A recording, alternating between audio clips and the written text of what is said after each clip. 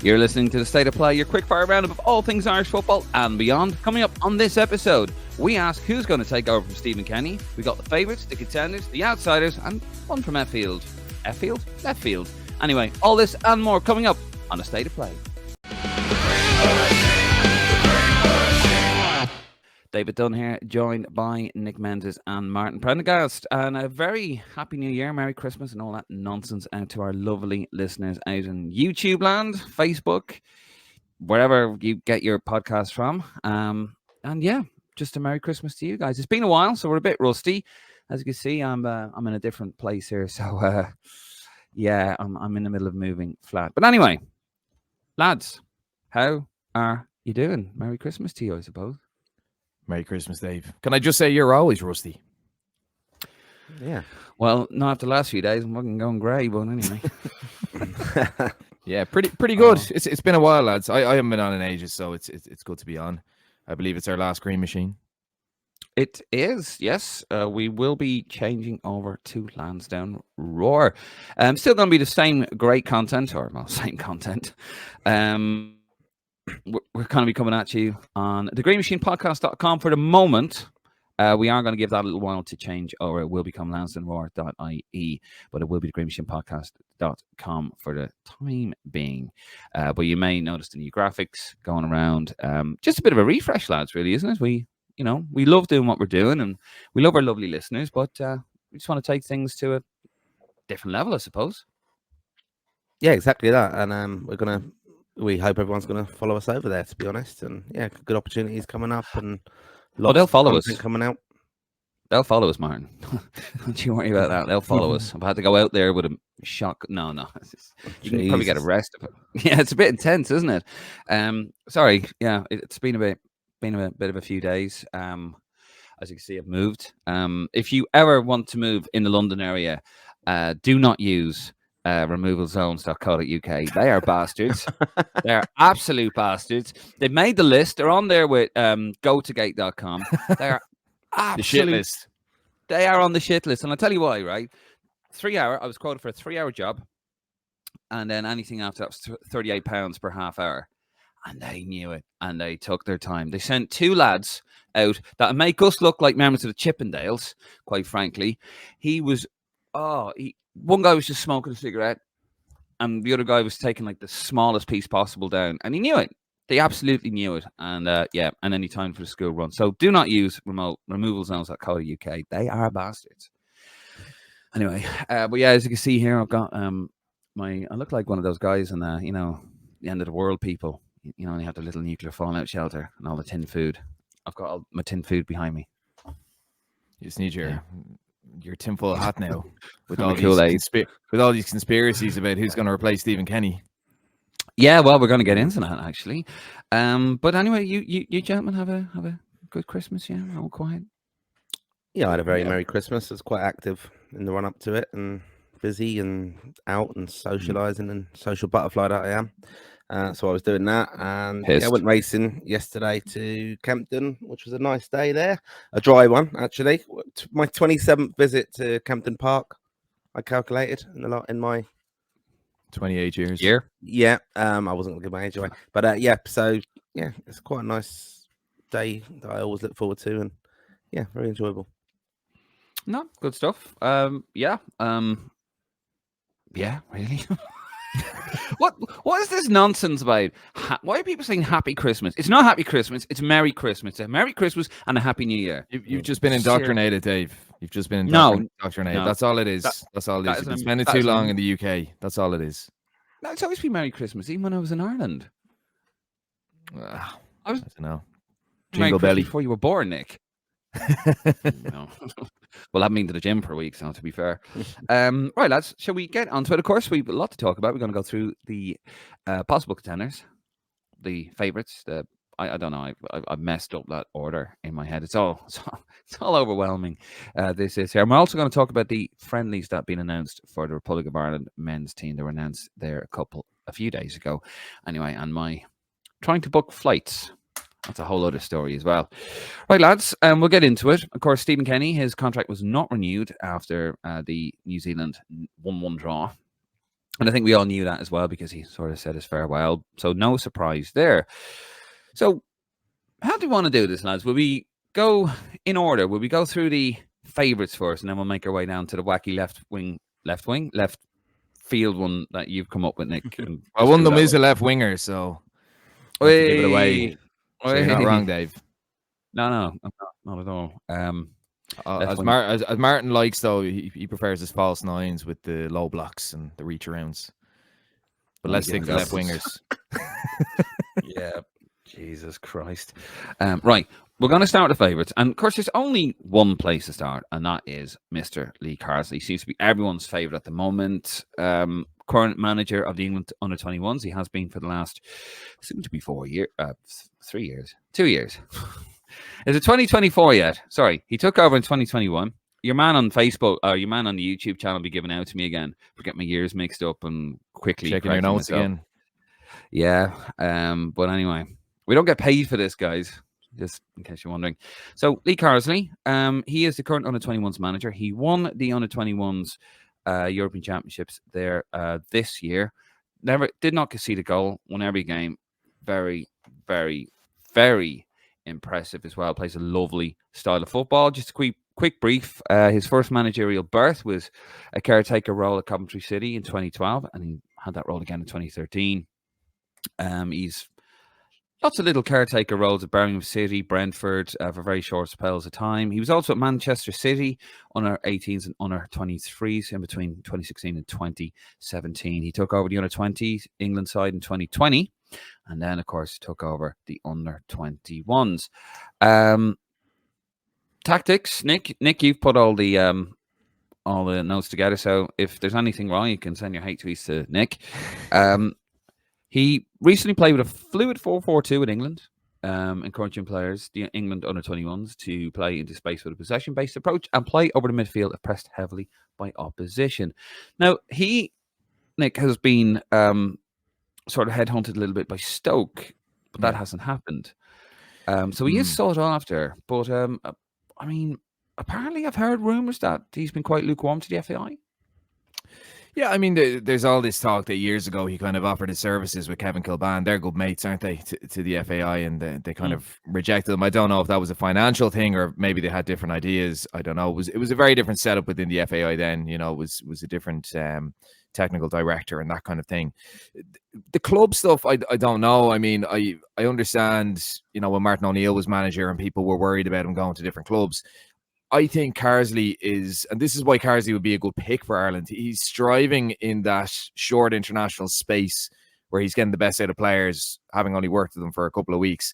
With club management, especially the likes of Stoke, I mean, how many managers have Stoke had in the last 5-6 years? So if Carsley gets the Ireland job, the likelihood is he's going to have a 2 to 4 year contract, and that won't be broken in between. Look at Stephen Kenny.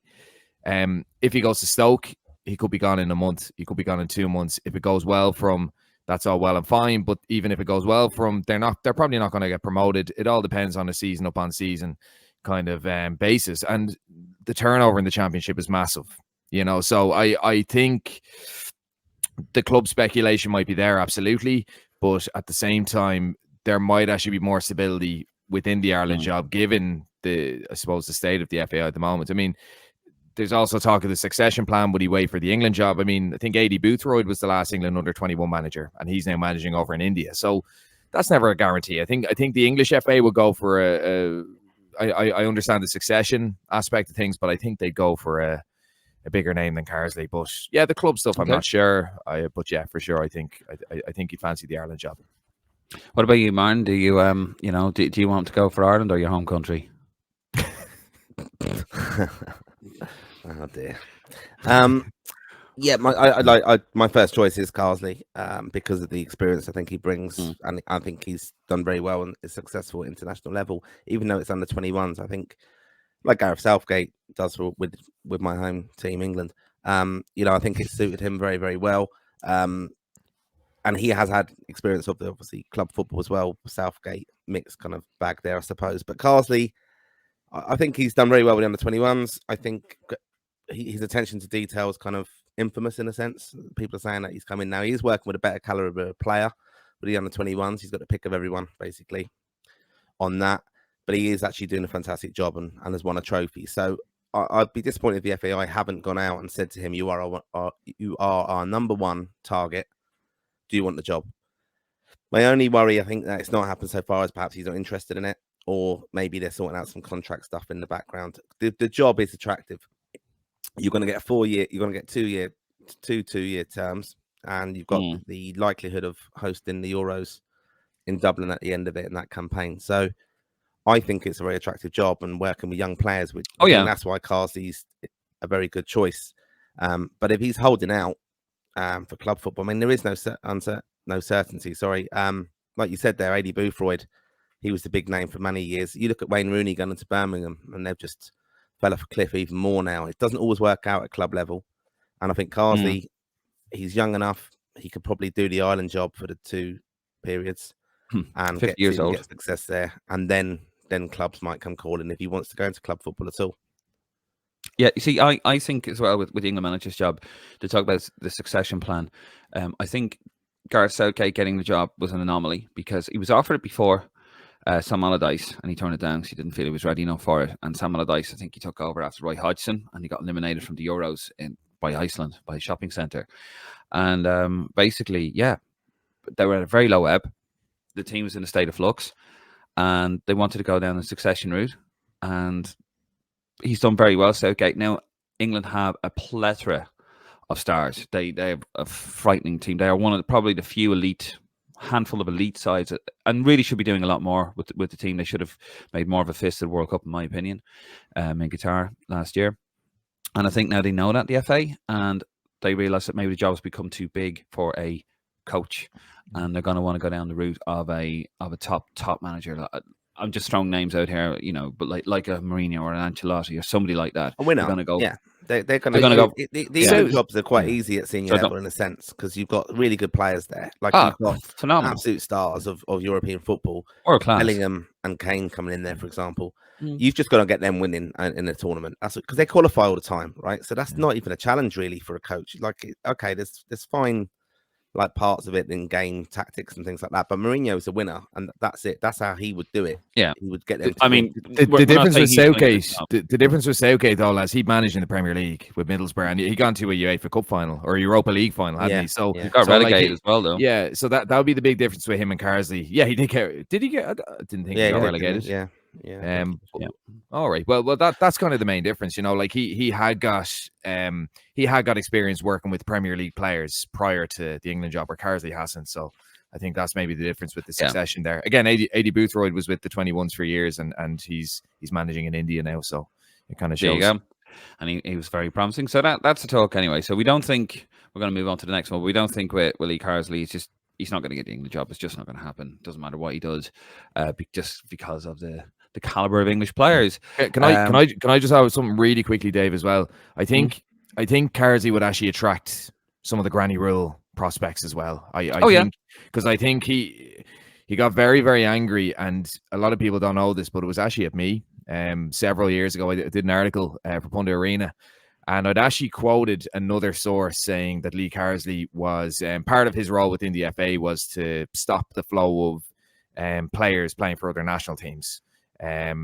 Because there was a lot of talk that he actually convinced James Maddison to stick with England rather than go to Ireland, because I think he was playing in League Two, James Maddison with Coventry, and I think the FAI made some advances, but Carsley was rumoured to have convinced him to stay because he was involved with Coventry and England. Now it turns out that was all bollocks. Like, I don't think Carsley had any doing in it, but I still kind of wonder, he's in that system where they've tried to stem the flow of players and they've tried to secure players. Like, there's players born in other countries, even Armstrong Okoflex, Dublin born, and I think while Carsley was with the FA, it wasn't Carsley's doing, but he's seen that where they secure players and they get players from other nations. So I think we could see a thing where a lot of young English lads or lads from further away, I mean, there's players in Germany eligible for us, players in Spain eligible for us now, that Carsley actually has a role to play in recruiting them. I think that's another thing to keep in mind.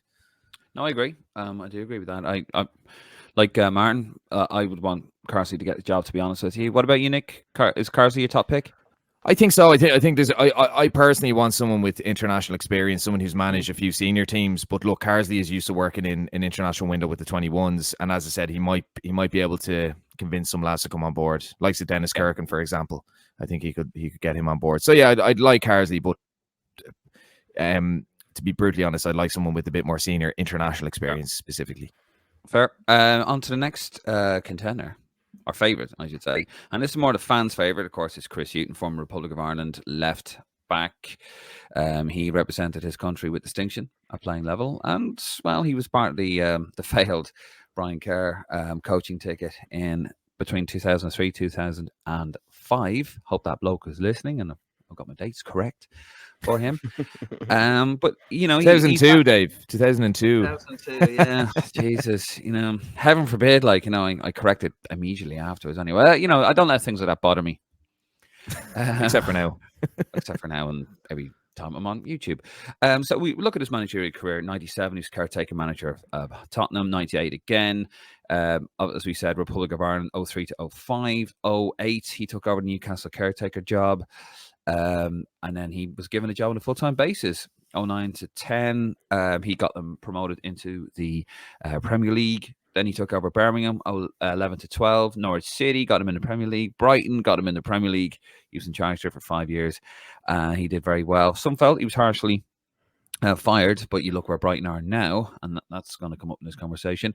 He had Nottingham Forest for guts of a year. Basket case in the Championship. Terrible time there, who are now currently in the Premier League, actually. And recently at Ghana in an underwhelming spell, but of course he's got the African Cup of Nations coming up soon, actually. This is why in my opinion, I think this is the guy that's going to get the job. Notable successes, Championship winner at Newcastle, and he was the runner-up with Brighton, but he did get them promoted. His tactics, he generally plays a 4-2-3-1 with fullbacks, mostly conservative, with his teams sitting deep. He's the fan favourite, the first black player to ever play for the Republic of Ireland, represented the Republic of Ireland at Euro 88. A fine player, fine fullback, a gentleman to boot, by the way.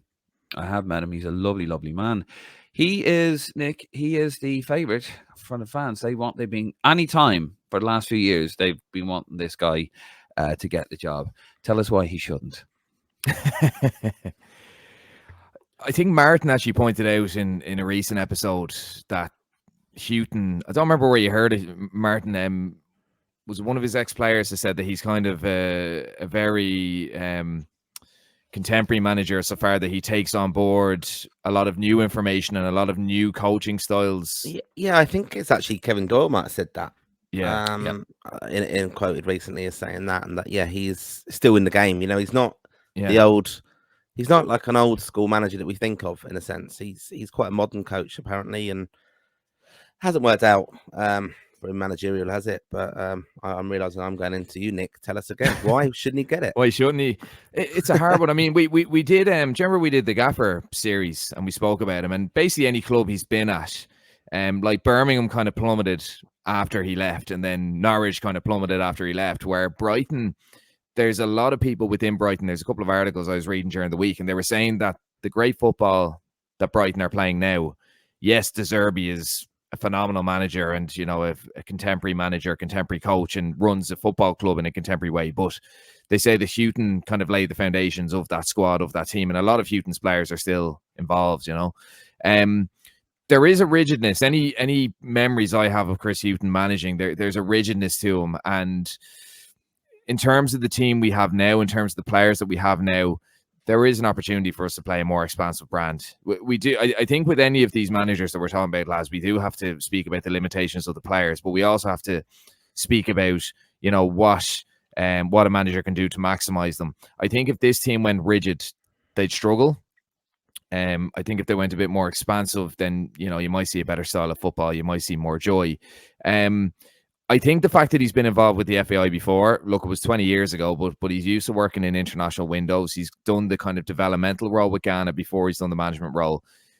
That might stand to him, I'm not sure. If you look at a lot of international managers globally, like even say Roberto Mancini, for example. Now, look, I would say Mancini is a better manager than Hughton and a more successful one, but he kind of did his time with a load of different clubs.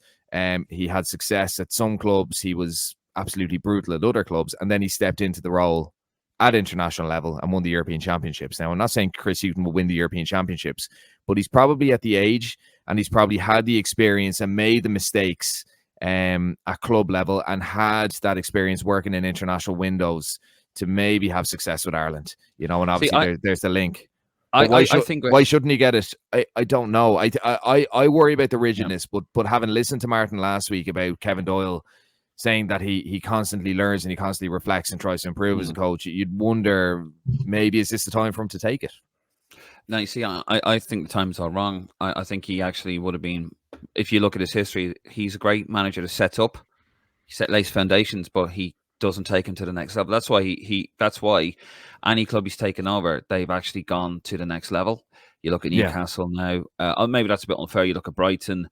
It went a bit backwards at Norwich, but I think he would have been the time that Stephen Kenny had. That would have been the time to bring in someone like Chris Hughton. But I don't think he's going to take us to another level. And I think it'll just be this rigid, turgid football again. They say he's constantly learning. He's 65 now. I don't know. He wouldn't be for me personally. I think we just go back to it. Just be this rigid stuff, and go back to being bored. We'd be tough to beat. We need to find a balance for that. That's the thing.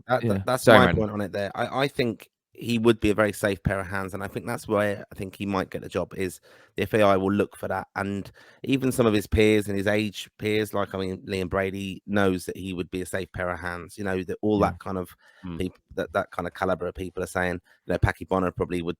Well, he's a director now. You'd hope that he's going to be listened to in some respects.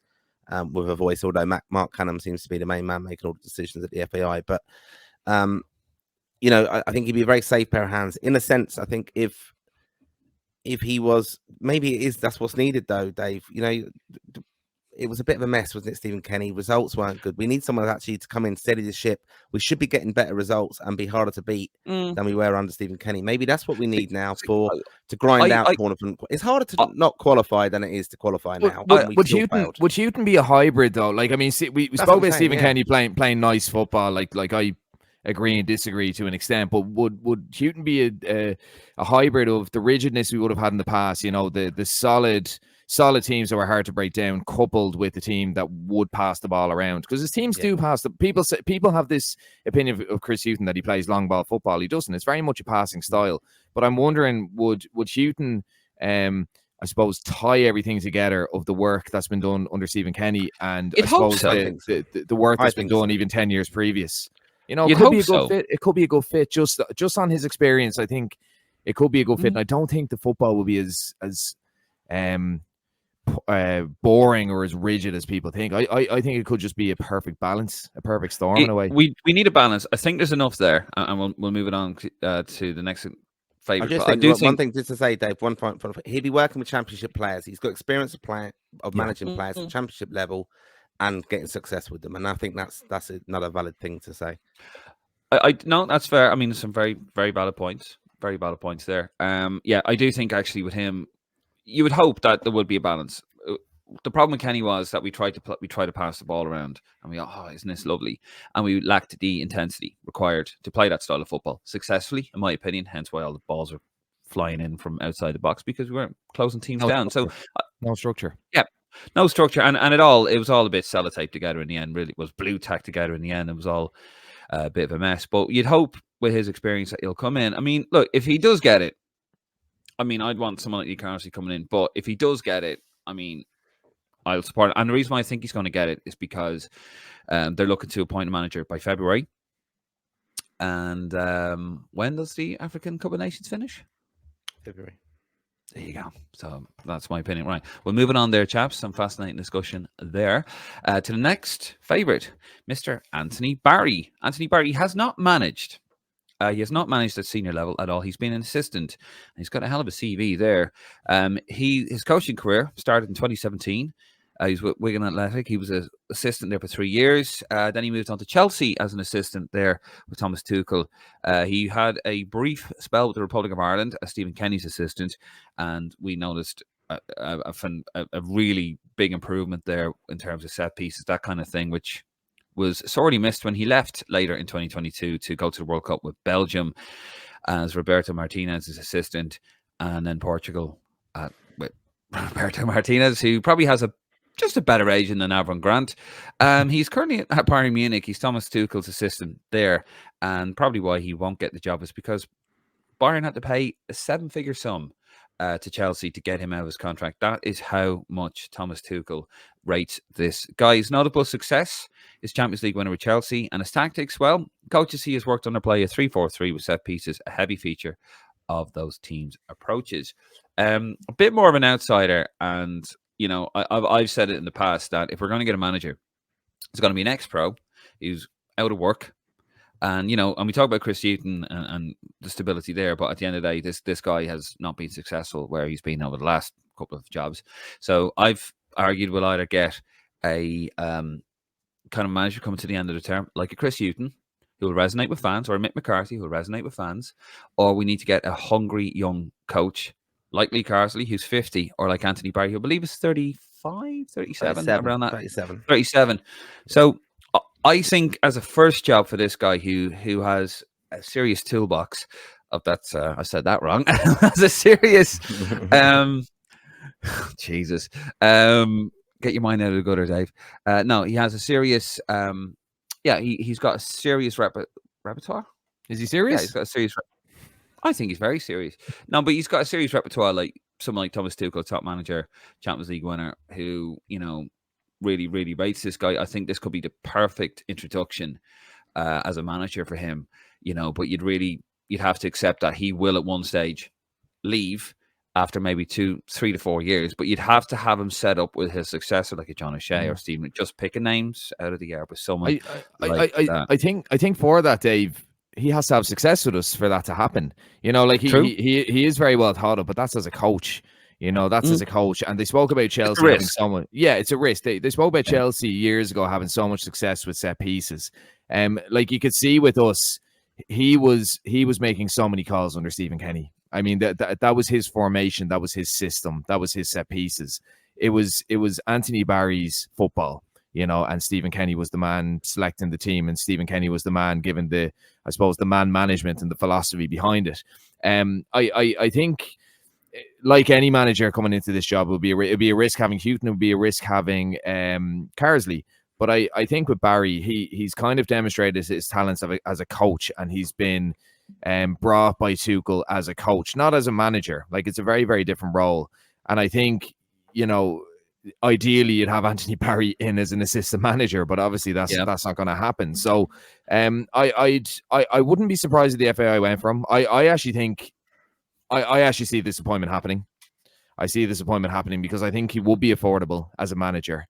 And I think he'd see it as an attractive option. And to be honest, lads, as a first managerial role, I know we speak about his caliber, but like it's a big job. It's an attractive job. We don't have the players we did, but it's a massive job, and I think he'd jump at it.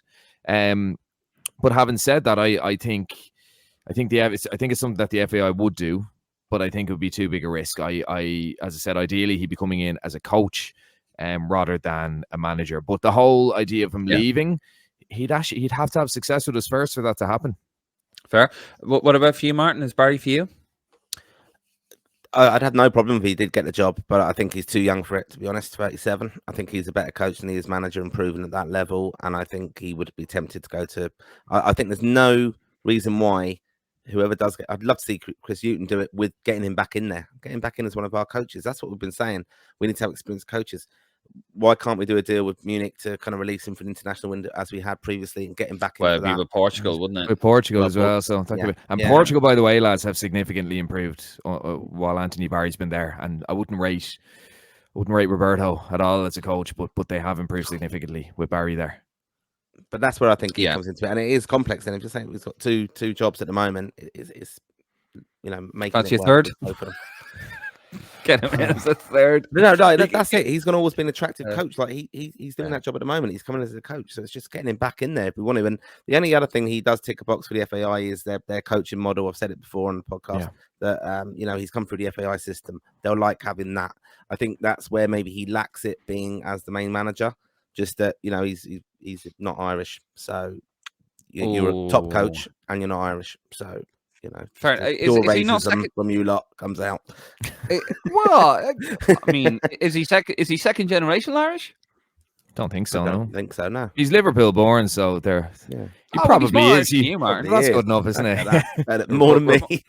Republic of Liverpool. You, if you're from the Republic of Liverpool, well, that's Anthony Barry. We're going to move it on to the contenders.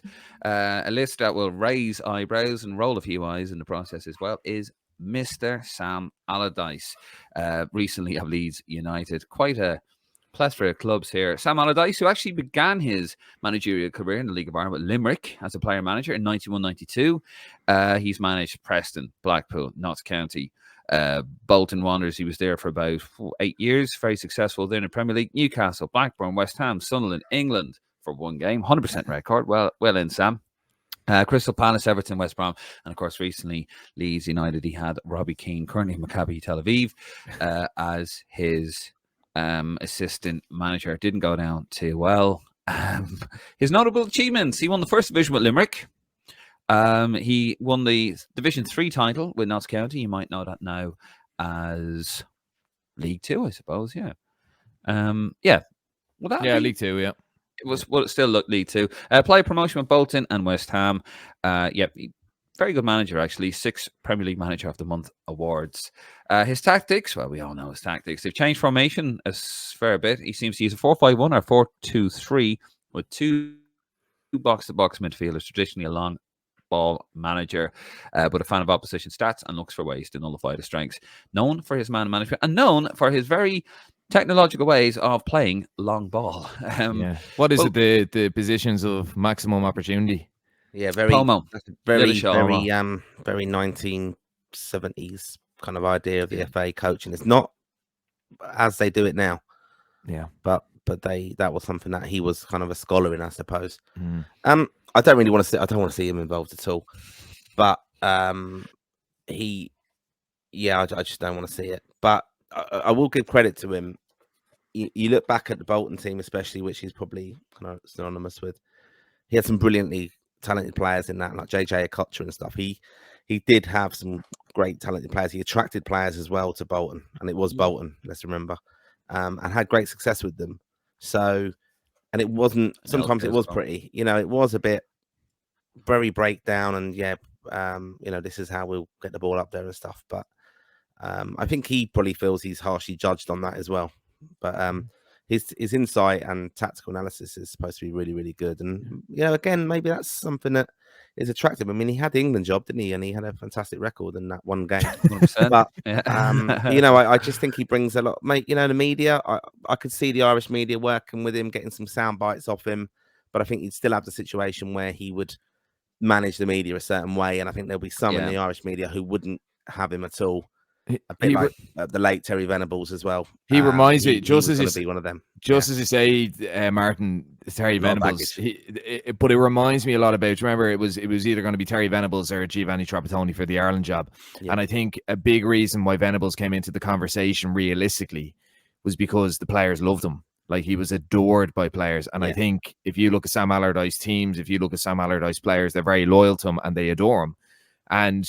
You kind of wonder, like, would there be, I wouldn't compare him to Jack Charlton, but this whole man management side of things, the players playing for the manager, the experience he has similar to Hughton, is he at a stage now where he's probably had enough at club level? Well, not necessarily. I mean, he'd take a club job in the morning, wouldn't he? But I mean, maybe he's managed so many clubs at this stage. He's a massive CV, which isn't always a good thing.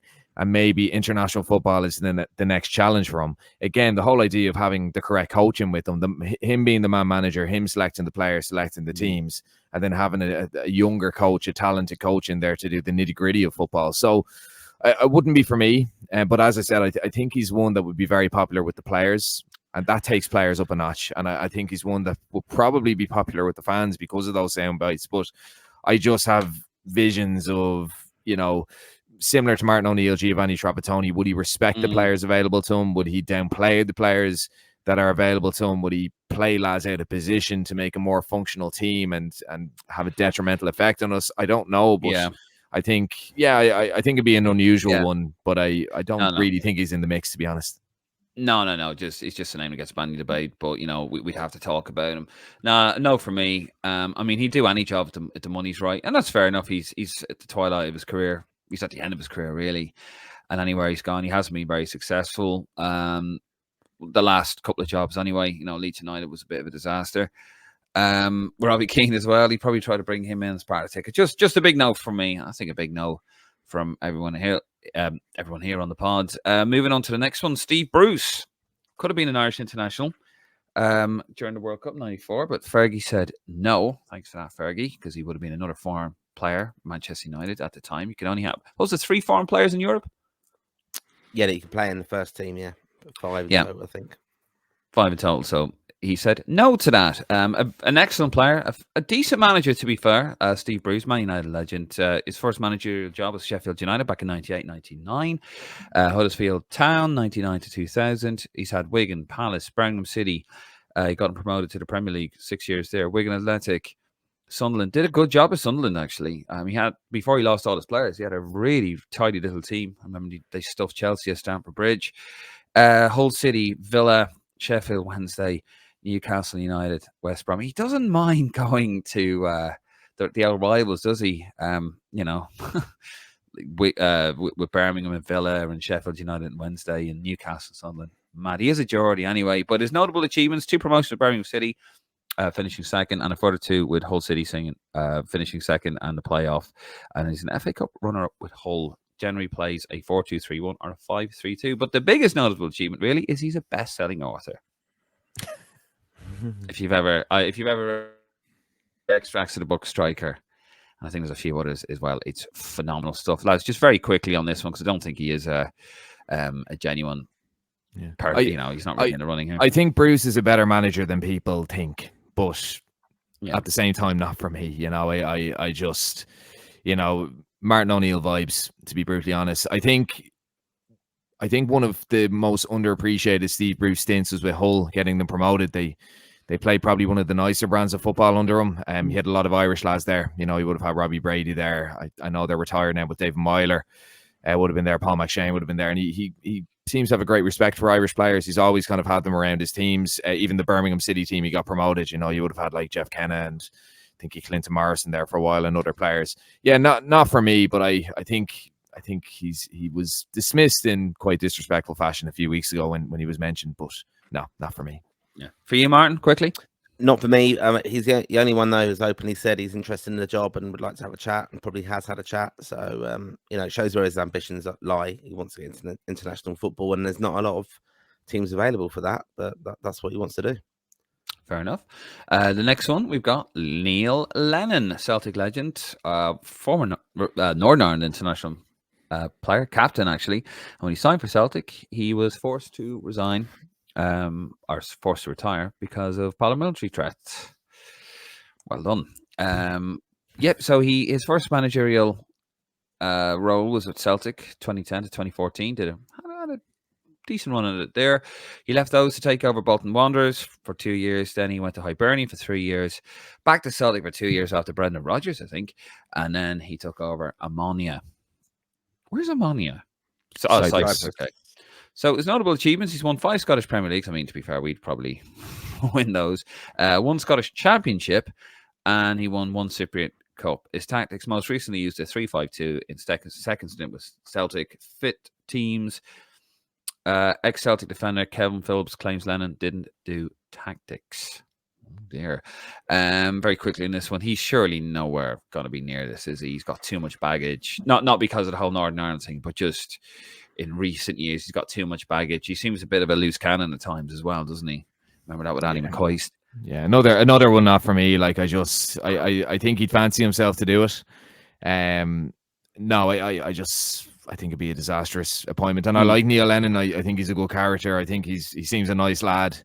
You can see he'd be honoured to manage Ireland, I think. But no, I just don't see how it would benefit us whatsoever. I think he'd literally last a year and they'd get rid of him. What about you, Martin? For you? Yeah, I don't think he'd handle the media kind of stuff, scrutiny. I don't think he's enough of a FAI man for them, to be honest. And you'd have them getting poor results, then Martin O'Neill soundbite criticising him, and it would all be kicking off in the media about him. that kind of rubbish. So brings a lot of baggage, unnecessary baggage as well. So not for me. No. We're going to move on to the outsiders. Number one, the current favourite actually has been for a while. Welshman Chris Coleman, who does have Irish connections. Chris Coleman has career ended early. After injury, wasn't it? I think. Yeah. But anyway, his first managerial stint was with Fulham from 2003 to 2007. Did a decent job there. Went over to Real Sociedad 07 to 08. And some say he may have got caught up in the lifestyle over there, should we say, a little bit. Coventry City then for 2 years. He went to AEL for a year. He took over Wales after Gary Speed tragically passed. And had a very good stint there. Got them to the semi-finals of Euro 2016. But, they had a decent side, to be fair. Then he left Wales to take over Sunderland to bring back the rock and roll to the city. I believe that's a quote. And lasted a few months. Then he went over to Hebei, China Fortune for a year. And then his latest job, which he lasted up until this year, was at Tremotios. I'm going to say that's... Atrimotios, I think. Atrimotios. Greek team. Greek, I was going to say. Yeah. Has notable achievements, yes. The semi-finals at Wales in 2016. Tactics, he used a 3-4-2 with Wales, generally building tactics around best players and giving free roles to the likes of Gareth Bale and Aaron Ramsey, known to play a passing game.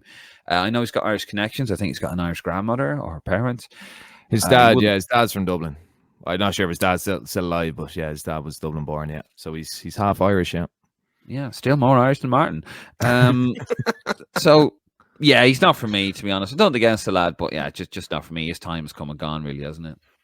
I think the success of Wales was largely based around the talent he had there. That team was built around Gareth Bale, Aaron Ramsey, Joe Allen. Even the likes of Ashley Williams gave him a good backbone of a defence. But he worked with championship players. He worked with even League One players, and he did get to a European Championship semi-final. And I think he was respected by the players. I think the players liked him. The club stuff, the club stuff hasn't gone to plan for the last few years. You'd wonder, going back into an international job, would he work? Again, I keep looking at the windows. I honestly think we need to appoint someone who has international experience at senior level. I just don't know. I don't know enough about him, to be brutally honest. But it'd be an unusual one. He's the bookies' favourite. He's been the bookies' favourite for the past 2 weeks. So they're, I know that the betting market is based on, different movements. And funnily enough, lads, that moved when we put an article out about him.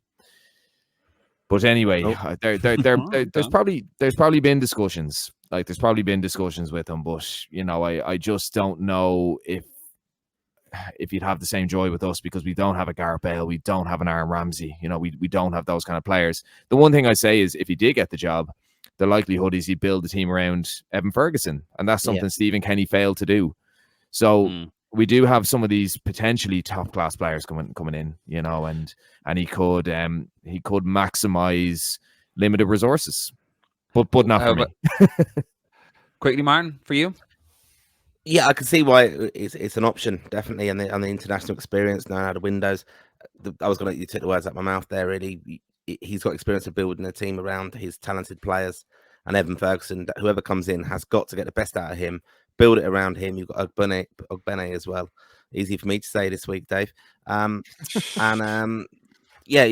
have got some talented players coming through, especially under 21s, and I think, I could see it happening, but I think Chris Hughton could do the same for me, and Carsley can also do the same. So fair enough. We'll move it on to the next content. What's this? What are we on? We're on outsiders.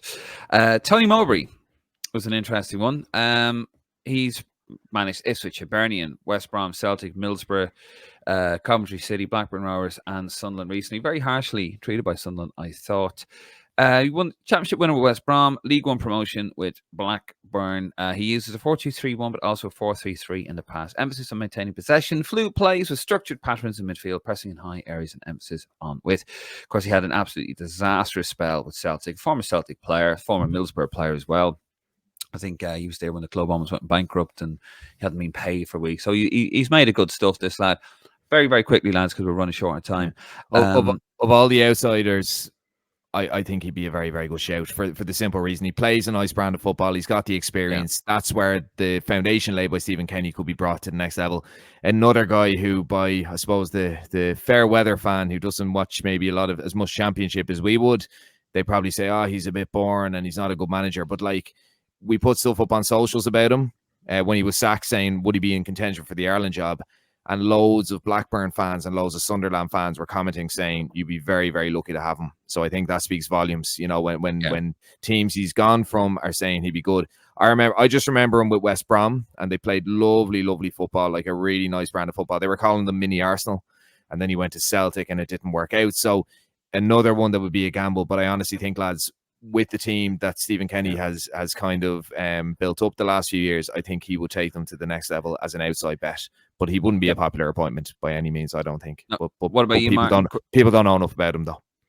Yeah, I think probably profile with Ireland is not enough. I mean, he's got experience and stuff, but people in Ireland, I think, would be going who? You know, they'd just be blinkered to his success and stuff. And Steve Bruce, for example, is a bigger name, isn't he, than him? Even though I would say Mowbray's as good as him. Yeah, fair. Last one from the outsiders is Damien Duff, the left winger that Nick alluded to earlier on. Current Shelbourne manager as well. He has been for nearly 4 years. Sean McRoberts on the 15 coach in 2015. Republic of Ireland on the 15 coach in 2016. Sean McRoberts again. You set up Sean McRoberts first team coach for a short period, for a couple of years. Went to Celtic, highly regarded there. He wasn't with Rovers. No, he played for Rovers, but I don't think he. I'm just sorry. Yeah. Oh right. No. Sorry. He was. He's just an assistant, I think, but he was more kind of with the youths. Yeah. No worries. And then he was Republic of Ireland assistant from 2020 2021. He had a bit of an acrimonious exit there. Shelbourne on a 17 coach then after that, and now he's currently done very well. Got Shelbourne promoted, and they are contenders, so they're doing quite well in the League of Ireland as well. Not the whipping boys many people thought they would have been. Notable achievements: FAI Cup runner-up with Shelbourne, secured European football for Shelbourne with 4th place finish. He's a 5-3-2 formation with wing-backs pushed high and a solid back three, making sides tough to break down and applying a direct approach. Very quickly, chaps, because I don't think he's anywhere in a running for this. For me, too hot-headed. Doesn't work well with the FAI. Doesn't play well with others. It'd be a no for me, and I don't think you get it. Not for me, no. I think, and Shell's lucky. Similar to what I was saying about Coleman, he maximizes limited resources. Yeah. But like, I wouldn't be a fan of the football he plays there. I think he's very tactically aware. I think he's a very talented coach. It's a little bit too soon for him. Not for me. Yeah. Not for me. Yeah, we'll be very organised and stuff, but I think hot-headedness is the thing. I think he's as volatile and vocal as Roy Keane sometimes, and too opinionated, and wouldn't toe the party line with the FAI again. And I think that is going to be important, because this next manager has to attract sponsors, has to get bums on seats in the Aviva, and that's what we've got to do. So fair. And the wild card, the left winger that Nick you put in here is Mr. Harvey Renard. He is current France women's coach. He has a long career. He's managed quite a very vast career as well. Started in 1999 with SC Dragunin, but can't even pronounce that. 2004 Cambridge United, which is a bit out of left field. Nandim, Zambia, Cherbourg, Angola, Algiers, Zambia, Sochaux, Ivory Coast, Lille, Morocco, Saudi Arabia, and of course, as we said, the France women. Notable achievements: he won the AFCON with Zambia and Ivory Coast. He also won the COSAFA. So it's like basically a toned down version of the African Cup of Nations. Yeah, the UEFA Cup version of the African Cup of Nations. Kind of. Yeah. I think it's a regional one. Yeah, with Zambia, and he's a veteran of 9 international tournaments. So this guy's got some good stock. A lot of the so-called trackers seem to want to get behind this guy very quickly on this one, because I don't think it's going to happen, because he will cost a fortune. Nick, why do you want this guy? Oh, caliber at international level. You know, that Zambia team had no right to win that AFCON, and they won it. You know, and they won it comfortably. So he's managed several international teams. You know, he's with the French women. I actually don't think we'll be able to get him. I don't think it's any possibility. He beat Argentina in the World Cup. You know, he managed Morocco, very, very good Moroccan team, laid the foundations for a team that's gone on to come forth in the world, you know, and success with Ivory Coast, success with Zambia. As I said, he's the type of manager. It might necessarily be Renard, but he's the type of manager we should be going for. And his style of football as well is very, very good. You know, kind of plays a nice 4-3-3. It's all possession based. It's tiki-taka kind of stuff to an extent. but it's also low risk. So I think it would suit us. I think the style of football he deploys would suit us. I think his experience at international level, maximising international teams, I think he'd be adored by the nation. I think he'd be fantastic. Yeah. Well, that's we can't get him though, unfortunately. Martin, do you know anything about him, or will I just get to the credits? I don't know enough about him. No, look, I think it'd be like a lower version of Trapp. People wouldn't know him, but they might fall in love with him, and he might bring success. But affordability, and again, there has to be the big. It's not necessarily a football profile, is it? You know, like the football coaching, he might be the most successful in that CV wise, but if he's not a name that the public can engage with and know. It's one for the anorak. No, the lads chatting in the pub need to know who the island manager is. Who? Yeah. That's what they'd be saying with this guy. So it's just not going to sell tickets. No, he's one for the train spotters and anoraks, really, isn't he, in football? He's not really, he doesn't jump out at you. That's not his fault. But as you say, excellent record.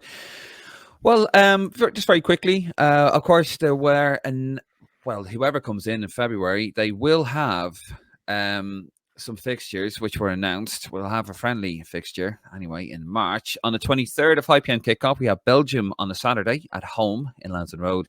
And on the 26th, we have at 7:45 p.m. Switzerland on the Tuesday. I tried to get my tickets for this, and I tried to get it through Klarna because I've paid through the arse for my removal thing. As I said, I paid I don't want to even talk about that. So I try to spread the cost out because I'm not, wealthy like Martin. And basically, they took my money but couldn't do my booking. And then the guy actually accused me of lying, saying that they didn't take my money. I had to actually take a snapshot on my phone, on my laptop, because I couldn't do a screenshot of the thing. But anyway, that's Klarna. So you've also made the shit list, Klarna, as well. So it's Klarna, Removal Zones, and notogate.com. Anyway, sorry. But Belgium, Switzerland, some decent opposition there, lads. Not, a lot of them are... It's funny with Irish football, isn't it? And we'll be very quick on this because we got to wrap this up. People were moaning, saying that, they were saying, one lads were saying great appointment, and other lads were saying, oh, that's going to do great for a ranking, isn't it? We're going to get battered by Belgium. But if you got Oman in, the John Delaney derby, people be bloody well moaning about that as well. I honestly think, and I won't spend too long on it, lads, but I honestly think, and Vera Pauw, Martin, it was around a year ago we spoke to her, and she said how when you play friendlies against lower opposition, you lower yourself to those standards. We had Latvia over, we'd Lithuania over, we'd very poor opposition over. And Vera, because we brought up the whole idea of Gus Hiddink when South Korea went to the 2002 World Cup, they played the top nations in world football, and all of a sudden they ended up in a European or in a World Cup quarterfinal, mainly down to corruption, but also because they were very, very good sides. So I think we need to be playing these kind of teams, not just for the fans and the commercial side of things, but to actually up our standards, because we've lowered it. We've lowered it to Lithuania and Latvia. Yeah, 100% agree there. We'll be heading over there as well. Martin, you're going to the Belgium game, aren't you? But what was he said about the Switzerland game? I'm remaining neutral at the moment. Wherever I'm going. See what I have to put up with, folks. See what I have. This is the sort of caliber. Got that in a Christmas cracker.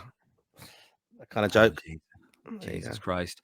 But talking about Christmas crackers, can you still refer to something that you're doing a few days after Christmas as potential engagement with a Christmas cracker? I don't know, Dave. Can you, like, some of your plans coming up? Not watching this, actually. My other ideas. Yes, you can, because it's 12 days of Christmas. So there you go. Yes. We're still in the Christmas period. So anyway, we will obviously be over in Dublin for those under a new moniker, under the Lansdowne Roar moniker, but still the same great podcast. And of course, if you want to listen to this as well as watch it, you can head over to thegreenmachinepodcast.com. That's thegreenmachinepodcast.com. For the time being, it will be lansdowneroar.ie, but we're going to give that a little bit of time. You can head over to the YouTube channel as well if you want to watch our lovely faces and my nuclear fallout shelter that I seem to be in at the moment. That's over on the YouTube channel. That's Lansdowne Road YouTube channel. And you can also, wherever you get your podcast, really, Spotify, Google, all of that happy stuff. You can give us a follow on the old socials, Facebook, Twitter, Instagram as well. Anyway, guys, that's all we have time for on this episode. Thank you for joining us. Thank you out there for watching us and supporting us. And we have a very special interview coming up in the new year on the YouTube channel, actually. before I go. That was the Liam Brady interview that we did in December in the Clouder Ring in Hendon, North London. Martin conducted the interview. It's a fantastic interview as well. And we have a little team working on it, so it's been edited. Cannot wait for this anyway. But that's going to be coming up on the YouTube channel in the new year, and it's going to be amazing. Anyway, guys, that's all we have time for. Thank you very much. Thank you very much for watching, and I suppose we'll see you on the next one.